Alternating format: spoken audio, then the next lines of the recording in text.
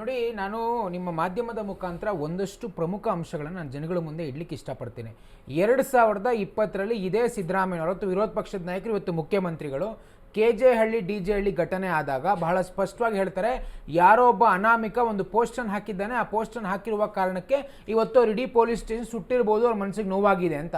ಆದರೆ ಇವತ್ತು ನಾನೊಬ್ಬ ಹಿಂದೂ ಆಗಿ ಹೇಳ್ತೇನೆ, 800 ವರ್ಷಗಳ ಇತಿಹಾಸ ಇರತಕ್ಕಂಥ ಧರ್ಮಸ್ಥಳದ ಬಗ್ಗೆ ಯಾವೆಲ್ಲ ರೀತಿಯ ಪೋಸ್ಟ್ಗಳನ್ನು ಹಾಕ್ತಾ ಇದ್ದಾರೆ.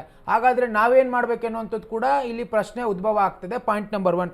ಪಾಯಿಂಟ್ ನಂಬರ್ 2 ಬಹಳ ಸ್ಪಷ್ಟವಾಗಿ ಹೇಳ್ತೀನಿ, ಒಬ್ಬ ಅನಾಮಿಕ ಮುಸುಕುದಾರಿ ಬುರುಡೆಯನ್ನು ಹಿಡ್ಕೊಂಡು ಪೊಲೀಸ್ ಸ್ಟೇಷನ್ಗೆ ಹೋಗ್ತಾನೆ. ಇದು ಯಾವ ರೀತಿ ಇದೆ ಅಂತಂದರೆ, ಯಾವುದೋ ಒಂದು ಕಟ್ಟುಕತೆ ರೀತಿಯಲ್ಲಿ ಯಾವ ರೀತಿ ಪ್ಲ್ಯಾನ್ ಮಾಡಿದ್ದಾರೆ ಅನ್ನೋಂಥದ್ದು ಎಲ್ಲರೂ ಕೂಡ ಗೊತ್ತಾಗಬೇಕು. ಒಬ್ಬ ಮುಸುಕುದಾರಿ ಬುರುಡೆಯನ್ನು ತೊಗೊಂಡೋಗಿ ನಾನು ಇವತ್ತು 100 ಶವಗಳನ್ನು ಊತ್ತಿದ್ದೇನೆ ಅಂತಂದರೆ ನೀವು ಇಮಿಡಿಯೇಟಾಗಿ SITಯನ್ನು ಫಾರ್ಮ್ ಮಾಡ್ತೀರಾ. ಆದರೆ ಇವತ್ತಿಗೂ ಸಾವಿರಾರು ಕೇಸ್ಗಳು, ಇವತ್ತೊಂದು ಹಳ್ಳಿ ಭಾಗದಲ್ಲಿ ಒಬ್ಬ ವ್ಯಕ್ತಿ ಇಸ್ಪೀಟ್ ಆಡ್ತಾ ಇದ್ದಾನೆ ಸರ್, ಬಂದು ಹಿಡ್ಕೊಳ್ಳಿ ಅಂತಂದರೆ ಯಾರು, ಏನು, ಯಾವ ರೀತಿ ಆಡ್ದ ಅಂತ ಪ್ರಶ್ನೆ ಮಾಡ್ತಕ್ಕಂಥ ಇವತ್ತಿನ ವ್ಯವಸ್ಥೆಯಲ್ಲಿ ಒಬ್ಬ ಅನಾಮಿಕ ನೀವು ಫ್ಯಾಕ್ಟ್ ಚೆಕ್ಕನ್ನು ಮಾಡದೆ, ಒಂದು ಬ್ಯಾಕ್ಗ್ರೌಂಡ್ ಚೆಕ್ಕನ್ನು ಮಾಡದೆ ಇಮಿಡಿಯೇಟ್ SITಯನ್ನು ಫಾರ್ಮ್ ಮಾಡ್ತೀರಾ? ಯಾವ ಆಧಾರದ ಮೇಲೆ ಫಾರ್ಮ್ ಮಾಡ್ತೀರಾ ನೀವು?